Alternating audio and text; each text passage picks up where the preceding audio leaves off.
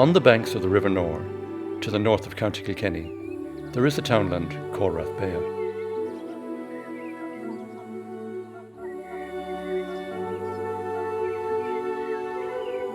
Within that townland, there is a field called Paul Yower.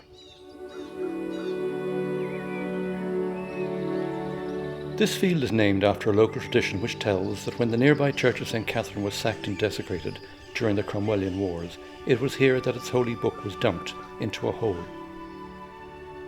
The book remains buried within the field, but the memory of its existence remains alive.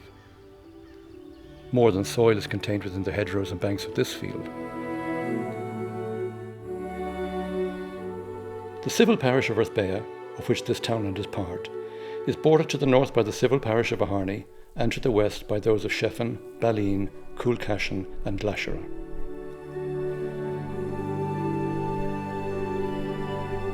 Within these parishes, which cluster around the settlement areas of Lisdowney, Clontubrid and Gathabawn, over 1,000 field names have been recorded by the volunteers of the Kilkenny Field Name Recording Project. Not all of the names recorded were as rich in folklore or tradition as that which Paul Yower suggests, but each is quite specific to its place in the landscape. Many field names memorialised those whose lives depended upon the harvest of those fields: McGree's, Cody's, Wall's Garden, Perry's Moor. The surnames of families who turned and tended the parish land for years, working all kinds of soil in all kinds of places. The bog, the rushy field, Cluneen, the Glown. Other names suggest hardship or even dispute: the Dardanelles, the Gaza Strip, Dead Man's Field, the Gory Ring. All these names seem rich in meaning and memory for those families and communities connected with them. A lot of the names of the fields at home were very simple English descriptive names, like the High Field or the Triangle or the Well Field or the Bridge Field. We had some names that might give you an idea of what was used for in the past, like you have a kiln field where there was a lime kiln. I barely, the rooms of it were there when I was younger, but almost gone. But of course, lime was being burnt all around here for fertiliser and for building. And then we even have a cricket field at home. Now, I never remember cricket being played in it, but it was a cricket field, it was a square field. But all these names are, I would say, relatively recent. But they were the names that everybody knew, everybody understood what these names were. They were the names that generations of our family would have used. Lisdowney parish, like most others in Ireland, is flecked with ruins. Like shells upon a strand, the castles, empty rats and houses, the tumbled chapels and cottages of the parish landscape are traces of lives and ways of life which the physical ruins help us to imagine.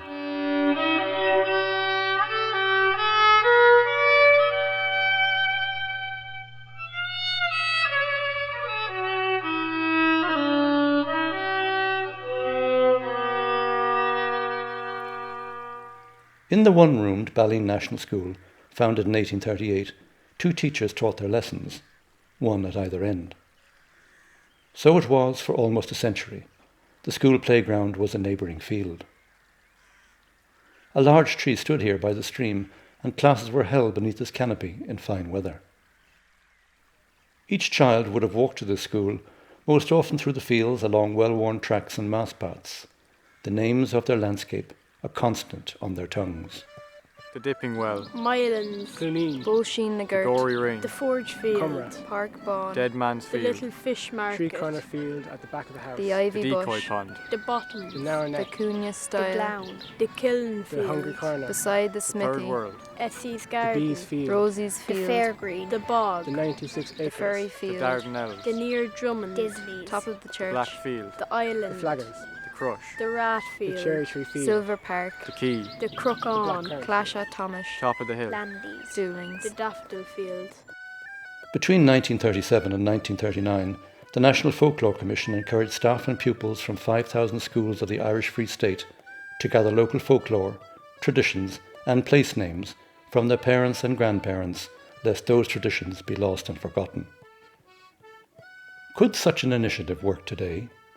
I think that the present day children, they don't know, they just don't have the same contact, but They have great enthusiasm when asked about it, and they would be interested. So it's probably up to the parents to inculcate or just to educate them and tell them, take them walking, take them up the gap, take them to the glen, take them wherever they, need to go.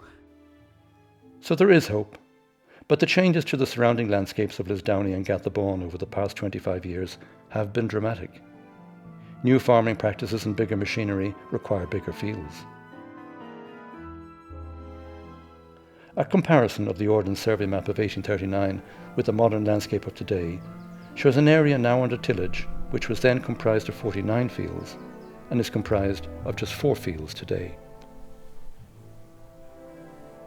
The change is ongoing and with ever greater speed. In the face of such change, what merit is there in recording the names of fields that are about to disappear? My generation, we're probably the last generation of people who will handle the land, who will touch the land. So every field to us it had its own quirks and it had its meanings, and we knew what the fields were, but they will be lost. Like my children, they won't necessarily, because with the way the new systems are, fields now have numbers. If you're talking to somebody from the department, every field has a number, so the field name means nothing anymore. I think it's fierce important that if the boys stay around, that there's a sense of belonging here, there's a sense of where they came from, that it should be kept. They'll know the fields, they'll know their locality, because I will give them that. I think everybody has to have a sense of place. And I said, I will hand on the field names and hand on whatever knowledge I have, and what they do with it, it's up to them.